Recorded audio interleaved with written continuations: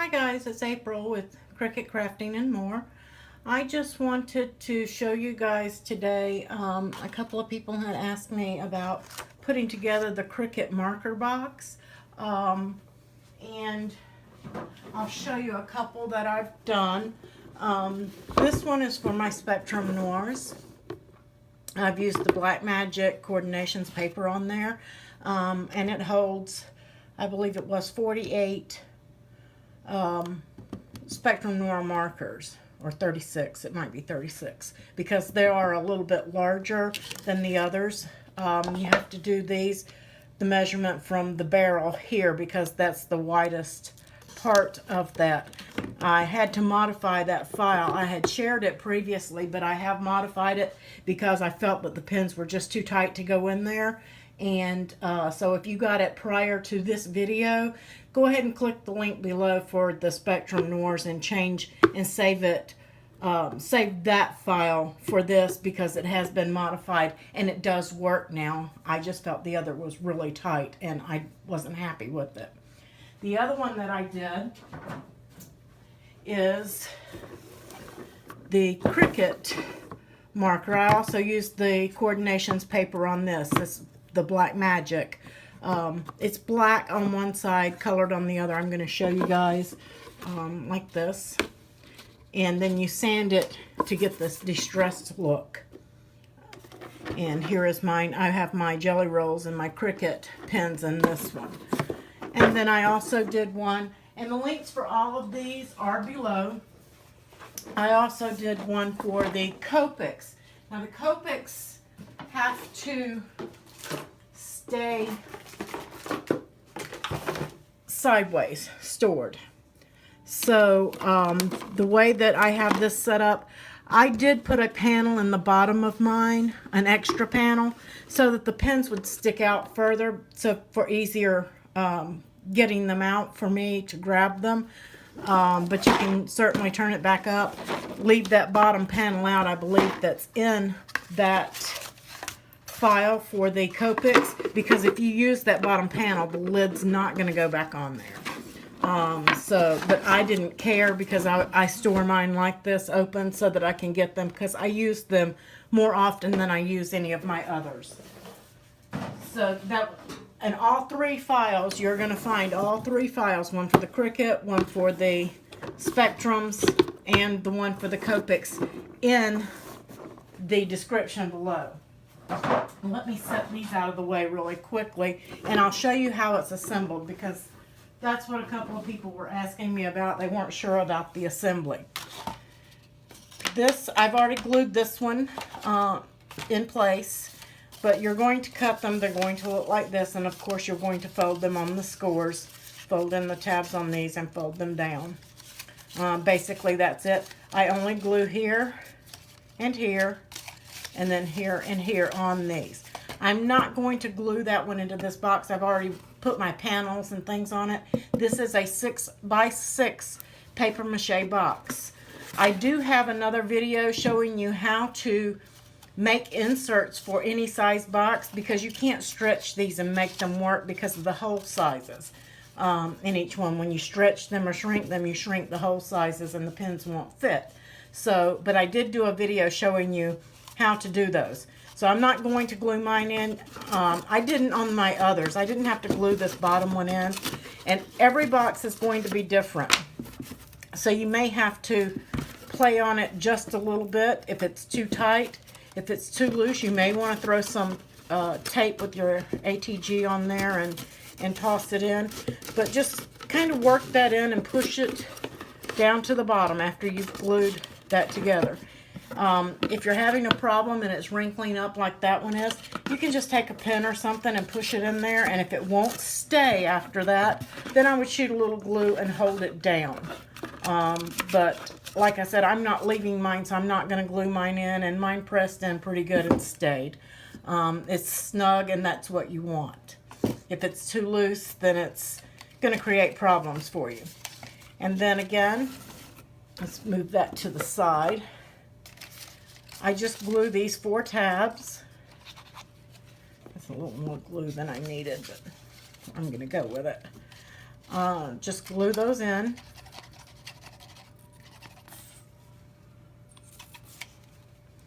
I need to refill my bottle. I've got a bigger bottle. I am using art glitter glue, and you can get that from maymaymadeit.com.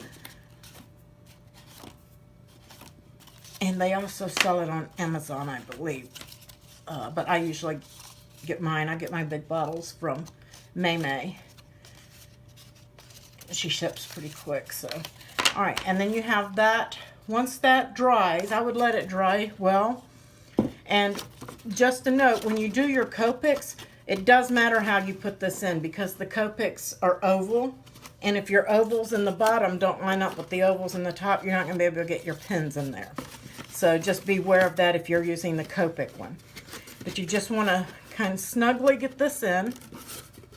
And you want to get it down just a little bit so that your pins will come up so that you can grab them. If they're flush, it's going to make it hard to grab. So you just want to kind of get it even all the way around.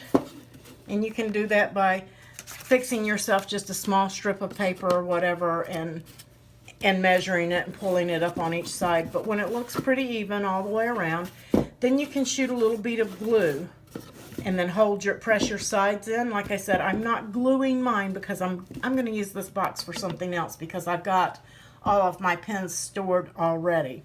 But you're just going to shoot a little bead of glue in there and just hold it till it's dry. That way, when it pulls, it'll keep everything nice and tight. Once you have that in there, then you'll want to glue on your panel. And again, I'm not going to glue mine in there. I'm not going to use it for this purpose. But glue in your little decorative panel if you want. You don't have to have that. And that is basically it. All of the panels, the lids, of course, that's not going to fit anywhere but there. So that's self-explanatory. There is a slight score on this. It's hard to see with this black magic paper, but there is an L scored on here somewhere, like right here, telling me that that's for the lid. The other one is scored with a B, and that's the bottom of the box. All the rest are the side panels, so I only felt the need to mark 2 of those for you guys because the rest were self-explanatory. And I'm going to show you how this black magic paper works. Let me show you. Just on the inserts themselves, I use the Canson watercolor. I don't know if you guys can see that or not. This is 140 pounds. You'll want to use that, or if you don't have that or don't want to get that, these come in a lot of your 12 by 12 paper packs. You can use a cereal box. You can use a coffee box. Something sturdy, because these panels are going to get a lot of use with your pens going in and out, and you want something sturdy. I wouldn't use normal cardstock for that. Now, I'll leave you a link for this. You can get it on Amazon, but I'm going to be honest with you guys. Amazon is one of my affiliates, and I do get a few pennies if you shop there. But you can get that Canson watercolor paper for $9, $10 at Walmart. It's $29, $30 at your Hobby Lobbies and your Michaels and everywhere. But you can get those 11 by, I believe it was 14s, or 15 it might be, at Walmart for 10 bucks. And that's my first pack, and I've made several things using it. I use the extra for card bases, for panels, watercolor panels, and so it's well worth it for me. This is the black magic paper that I was telling you about, and the only place that I have found this is at Amazon. I will leave you a link for that. Other people may be carrying it now. I don't know. I just know that I got mine off of Amazon. And it's, like I said, black on one side, color on the other. And you just cut your panels or whatever you're going to use yours for out of that stock. Then I ran mine through an embossing folder. On this particular one, I'm using the Cuttlebug. This is one of the, I think 9 by 12. No, it's a 5.5 by 12 folder. The lid one fits almost completely in there. So you're going to have a little bit of an edge that doesn't quite make it into that. I do have some folders that it would have fit in, but I didn't want to use those. I wanted to use this pattern, and that little edge didn't matter to me since this is for my storage of my pens and stuff. I didn't feel that it really mattered. If I were giving it as a gift or something, it would have mattered to me. But you just take that paper and take a piece of sandpaper. I get this at the Dollar Tree. This is 60 grit. It comes in a assorted pack with 60, 180, 120, I believe. But I just grab a piece for the paper. It doesn't really matter. And you just lightly sand it.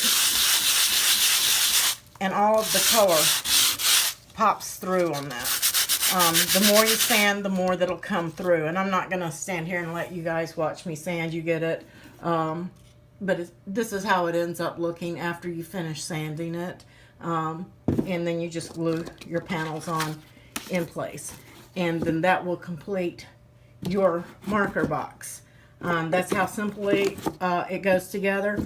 And the reason I use the paper mache boxes is for the sturdiness. I mean, because these will hold a lot of weight. I'm pressing really hard on those.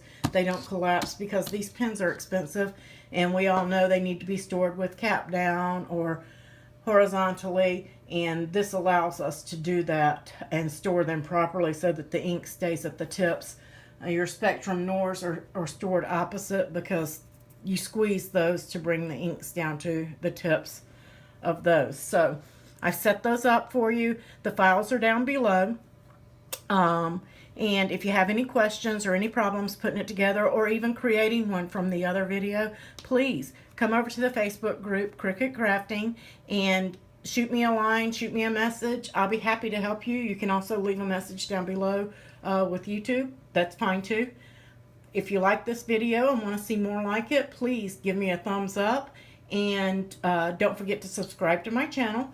And if you're not a member of the Facebook group, come on over and join us. We have lots of fun. There's giveaways, all sorts of things going on. And you have a wonderful crafting day. Thanks for joining me.